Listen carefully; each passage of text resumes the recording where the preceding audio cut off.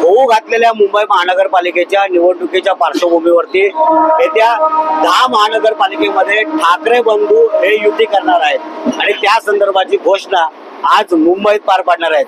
याच मुंबई लोकल मधून मराठी माणूस हा लाखोच्या संख्येने मुंबईत प्रवेश करत असतो आणि नेमकं याच युती संदर्भात मुंबईकरांना नेमकं काय वाटतं, काका काय सांगाल? आज दोन ठाकरे बंधू जे आहेत ते एकत्र येत आहेत, त्यांची राजकीय युती जी आहे ती देखील केली जाणार आहे. काय सांगाल त्याबद्दल? दादा काय सांगशील? काय चांगलं एखादं झालं पाहिजे, या गोष्टी झाल्या पाहिजे, आधीच झालं पाहिजे होतं. दोन्ही महापालिका निवडणुकीच्या पार्श्वभूमीवरती ही युती होते. तुम्हाला काय वाटतं, जास्तीत जास्त जागा निवडून येतील का? आल्या पाहिजे, दोन्ही ठाकरेंच्या आल्या पाहिजे. दादा काय सांगशील? ठाकरे बंधू एकत्र आले पाहिजेत, मराठी माणूस टिकला पाहिजे आणि महाराष्ट्राला ऍक्च्युली ठाकरे बंधूची आता गरज आहे. आजचं जर राजकारणाचं हे बघतात, देशातलं जे राजकारण ते फक्त एकट्या उद्धव ठाकरे मोदी फिरत आहे आणि उद्धव ठाकरे हा माणूस चांगला आहे. त्यांनी कोरोना काळात जे काम केलंय, महाराष्ट्राला त्यांनी या कोरोनातून जे हे केलंय त्याचं असं दुसऱ्या कोणत्या मुख्यमंत्री बोलू शकत नाही. पण मात्र दोघं एकत्र आल्याच्या नंतर जास्तीत जास्त जागा महापालिकेमध्ये त्यांना मिळतील का? हो, मिळतील ना. मराठी वॉर्ड्स आहेत तिथं. आता भाजपच्या जागा 65 जागा आपल्या मराठी माणसं शिवसेना एकत्र असं नाही यायचा, त्या वॉर्डचा इफेक्ट परिणाम दिसून येईल की. पण मराठीचा मुद्दा यंदाच्या निवडणुकीमध्ये प्रभावी ठरेल का? तो ठरलाच पाहिजे ना. मराठी माणसाला जर टिकायचं असेल तर स्वतः असेल तो काहीतरी करावं. मराठी माणूस एकत्र येणं गरजेचं आहे की. मराठी माणूस आता राजकारण पाहता सरळ सरळ दिसते किती गच्चीवर चाललंय राजकारणात.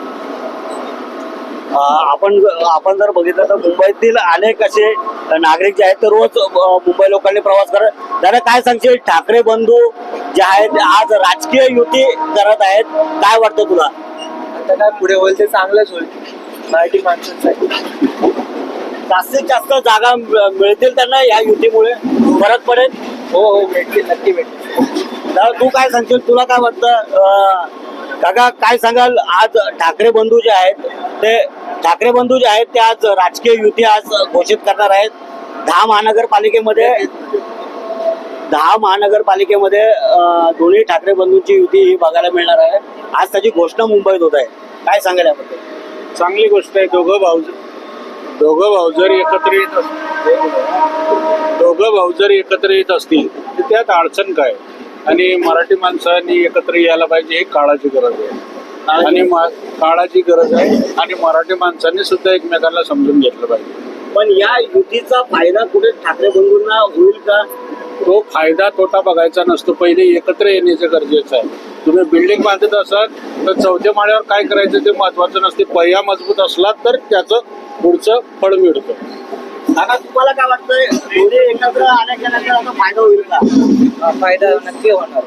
नक्की होणार. 10 महानगरपालिकेच्या माध्यमातून दोन्ही बंधू 20 वर्षाच्या आता प्रवासानंतर आज एकत्र येतात.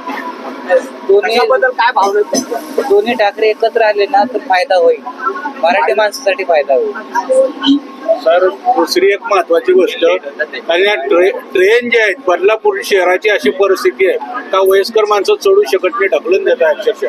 या युती इतकंच महत्वाचं की ज्या ट्रेनचा भाग आहे बदलापूरून लोक प्रवास करतात त्यांच्यासाठी काहीतरी व्हायला पाहिजे. कारण बदलापूर सारखा प्रवास अवघड मुंबई शहर किंवा उपनगरात असेल असं वाटत नाही.